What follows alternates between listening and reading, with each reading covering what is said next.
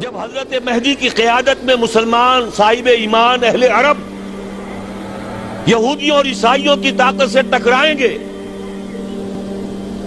تو ان کی مدد کے لیے دو جانب سے اللہ تعالیٰ کچھ بھیجیں گے مدد. ایک تو آخری مرحلے میں مدد آئے گی حضرت مسیح عیسیٰ ابن مریم کا نزول، جو یہودیوں کی طرف رسول بنا کر بھیجے گئے تھے. انہیں یہودیوں نے اپنے خیال میں سولی پر چڑھا دیا، لیکن اللہ نے فرمایا وما صلبوہ وما قتلوہ ولکن شبہ لہم بل رفعہ اللہ الیہ. اللہ تو اپنی طرف اٹھا کر لے گیا.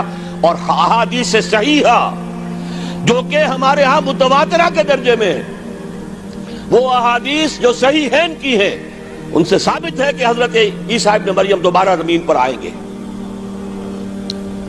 اور یہودیوں کا سب سے بڑا سرغنہ جو خود مسیح ہونے ہی کا دعویٰ کر رہا ہوگا، مسیح الدجال، اسے حضرت مسیح قتل کرے گے.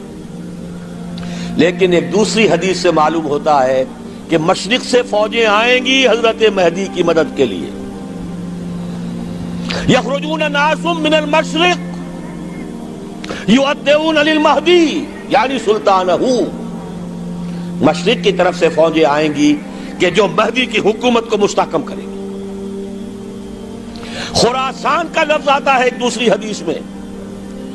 خراسان سے سیاہ عالم چلیں گے، انہیں کوئی نہیں روک سکے گا یہاں تک کہ وہ یروشلم میں جا کر نصب ہو جائیں گے. اور حضور کے زمانے میں اچھی طرح سمجھ لیجئے، ہند کسے کہتے تھے حضور کے زمانے میں؟ پاکستان ہند میں شامل نہیں تھا. سندھ و ہند، سندھ ایک مکمل ملک تھا، ہند اس کے بعد شروع ہوتا تھا. یہ راجپوتانے کا اور تھر کا ڈیزرٹ جو ہے، اس سے آگے جو ہندوستان ہے وہ ہند تھا. یہ جو ہمارا پاکستان ہے یہ ہمیشہ ہند میں شامل نہیں رہا. حضور کے زمانے میں بالخصوص سندھ و ہند، دریائے سندھ چلا آ رہا ہے. یہ ساری ٹریبیوٹریز جو پنجاب کے اندر اس کی ہیں، یہ سب ایک علیحدہ ملک ہے جو اس زمانے میں سندھ کہلاتا تھا. اور نمبر 2 یاد کیجئے، اس زمانے میں خراسان ایک علاقہ تھا جس میں موجودہ افغانستان کا 2/3، تھوڑا سا حصہ ایران کا، اور جہاں تک میں تحقیق کر سکا ہوں آج تک پاکستان کا بھی علاقہ، خاص طور پر مالاکنڈ ڈویژن جو اس خراسان میں شامل ہے. خراسان سے سیاہ عالم چلیں گے جو جا کر یروشلم میں نصب ہوں گے. یہاں بھی ایک نقطہ نوٹ کر لیجئے، پہلے بھی یروشلم ہم سے چھینا تھا. کس نے چھینا تھا؟ عیسائیوں نے، کروسیڈرز. واپس کون لیا؟ کس نے لیا؟ عربوں میں دم نہیں تھا، عرب عیاشیوں کی وجہ سے کھوکھلے ہو چکے تھے. واپس لینے والا صلاح الدین ایوبی، کرد خون. اب دوبارہ یروشلم لیا جا چکا. چھینا کن سے گیا؟ عربوں سے. عرب واپس لے سکتے ہیں؟ کوئی اندیشہ اگر ہو سکتا تھا عراق کے بارے میں کہ شاید اس کے ایٹمک دانت نکل آئے، جو سازش کی گئی، جس طرح اس احمق اور پاگل صدام حسین کو دام میں پھنسایا گیا. صدام 100 جال، دام کہتے ہیں جال کو، 100 اس میں جو پھنسا ہے تو اگلا پچھلا کھایا پیا سب اگلوا لیا. اور ہے ہی کون؟ اس کے پاس ایٹمک ہتھیاروں کا ذخیرہ موجود ہے، اور کسی کے وہ ایٹمک دانت بھی نکلنے نہیں دے رہے. پاکستان کے اوپر کتنا دباؤ، اور ہمیں نہیں پتا کتنا کچھ دباؤ قبول کیا جا چکا. یہ تو سبھی مانتے ہیں. کیپ کر دیا گیا، روک دیا گیا، آگے تو نہیں بڑھ رہا، یہ تو سبھی مانتے ہیں. رول بیک بھی ہو گیا یا نہیں کچھ پتہ نہیں. لیکن کسی صورت یہ نہیں تسلیم کریں گے، قبول کریں گے کہ کسی مسلمان ملک کے پاس ایٹم بم آ جائے. یہودیوں کے پاس ذخیرہ موجود، سب جانتے ہیں.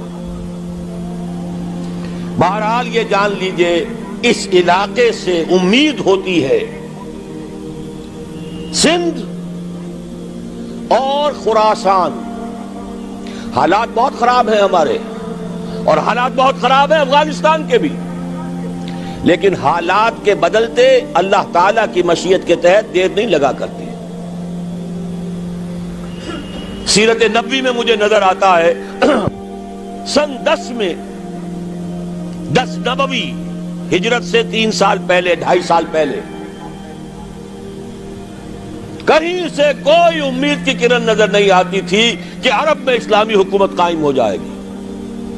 10 برس ہو چکے محمد الرسول اللہ کو دعوت دیتے ہوئے، اور ابھی تک بمشکل 125 آدمی ہے. اپنے بل پر اپنے طاقت پر مکے میں رہ بھی نہیں سکتے. کیسے ہو جائے گا؟ کہاں سے ہو جائے گا؟ میں آج پوچھتا ہوں، کوئی سر بتائے کہیں سے کوئی امید کی کرن اس وقت نظر آتی ہے؟ اس ماحول میں لے جائیے. اگلے 3 سال میں کیا ہو گیا؟ پہلے سال 6، اگلے سال 12، اس سے اگلے سال 72، اور بیعت عقبہ ثانیہ ہجرت، اور وہاں سے اب حضور کی طرف سے انیشیٹ شروع ہو گیا، انیشیٹو. تو ہم نہیں کہہ سکتے اللہ تعالیٰ کی قدرت، اللہ کی مشیت. یہ یقین ہے کہ دنیا کے خاتمے سے پہلے نظام خلافت قائم ہوگا، اور تمام دنیا میں ہوگا. ظاہر ہے کہیں پہلے کسی ایک جگہ سے ہوگا، جیسے حضور کے زمانے میں ہوا. اگر بیک وقت پوری دنیا میں ہو سکتا تو حضور کے دست مبارک سے ہوتا. اگر حضور کے دست مبارک سے بھی ایک ملک میں ہوا، جزیرہ نما عرب میں ہوا، پھر حضور کے امتی ہیں نا، ابو بکر ہے، عمر ہے، عثمان ہے، صحابہ کرام کی فوجیں نکلی ہیں، امتی ہیں. امتیوں کے ہاتھوں اس کی توسیع ہوئی. اب بھی یہی ہوگا، کسی ایک علاقے میں ہوگا. میرا گمان ہے، میں یہ یقین سے نہیں کہہ سکتا. گمان بھی میرا ان احادیث کی روشنی میں ہے جو میں نے آپ کو بتا دی اور موجود ہے اس کتابچے کے اندر. علامہ اقبال نے بھی انہی کے حوالے سے کئی کہا ہے، میرے عرب کو آئی ٹھنڈی ہوا جہاں سے، میرا وطن وہی ہے، میرا وطن وہی ہے. اس علاقے سے کچھ ہونے والا ہے اور ہوگا انشاءاللہ. میری زندگی میں نہ ہو، آپ کی زندگی میں نہ ہو، کوئی پرواہ نہیں. حضرت حمزہ تو شہید ہو گئے غزوہ احد میں. 5 سال کے بعد حضور مکے میں داخل ہوئے ہیں فاتح کی حیثیت سے. حضرت حمزہ کی نگاہوں نے، ان آنکھوں نے تو نہیں دیکھا، عالم ارواح میں اللہ نے کیا مشاہدہ کرایا ہوگا انہیں، وہ تو ہمیں معلوم نہیں. بعض صحابہ شہید کر دیے گئے مکے ہی میں. بہت بڑی کامیابی. اپنی جان لگا دیں، اپنے آپ کو کھپا دیں، اپنے آپ کو مٹا دیں. جس طرح روڑی کوٹ کر بنیادوں میں بھر دی جاتی ہے، ہماری ہڈیوں کا چورا بنا کر اور ہمارے خون کے اندر اسے گوندھ کر اگر وہاں ڈال دیا جائے، اس سے بڑی سعادت کوئی نہیں. اس پر تعمیر ہو خلافت علی منہاج النبوہ کی، ہم اس کی بنیاد کے اندر دفن ہو جائیں، یہی بہت بڑی سعادت ہے. لیکن یہ ہوگا. میں نے عرض کیا تھا کہ یقین ہے مجھے کہ ہوگا، اور ہر صاحب ایمان کو یقین ہونا چاہیے کہ ہوگا. باقی یہ کہ یہ آثار ہیں اور احادیث بھی ہیں، اور 400 برس کی تاریخ بھی بتاتی ہے کہ یہیں سے ہوگا. 1000 برس تک سارے مجددین امت عالم عرب میں پیدا ہوئے. 11ویں صدی کا مجدد اعظم شیخ احمد سرہندی کہاں دفن ہے؟ سرہند میں، ہندوستان میں. 12ویں صدی کا مجدد اعظم شاہ ولی اللہ دہلوی کہاں دفن ہے؟ دہلی میں.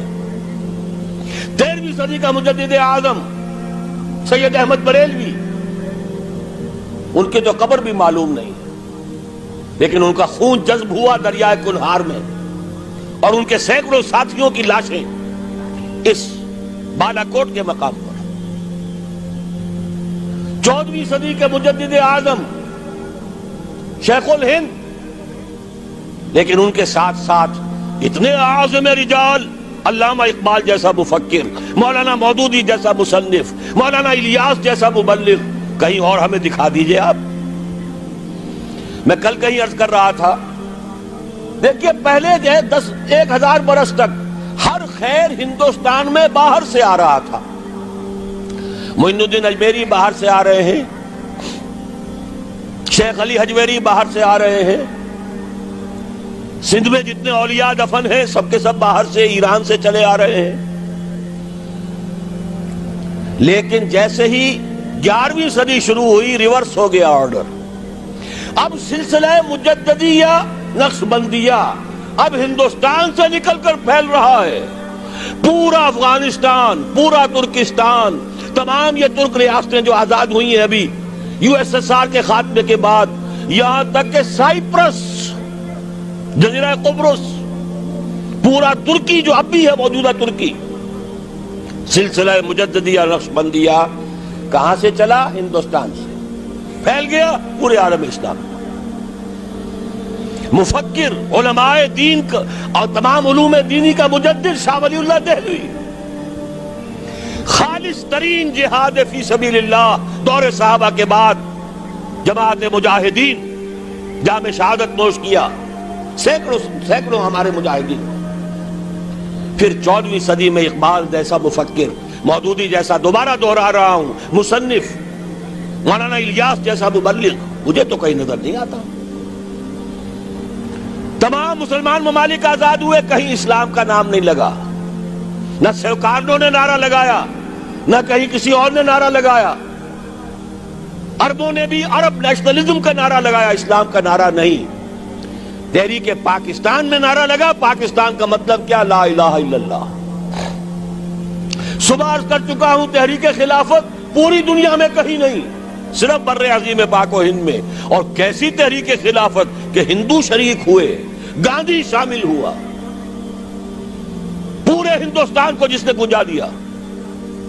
یہ دوسری بات ہے کہ جب خود مصطفیٰ کمال نے ختم کر دیا تو اب کیا کرتے؟ مدعی سست گواہ چست۔ نوٹ کرنے کی بات ہے، کچھ آثار ہیں، 400 سال کی تاریخ ہے، بتا رہی ہے پاکستان کا قیام خود ایک معجزہ۔ یہ ساری چیزیں مشیت ایزدی میں کسی بڑے خیر کا پیش خیمہ ہے۔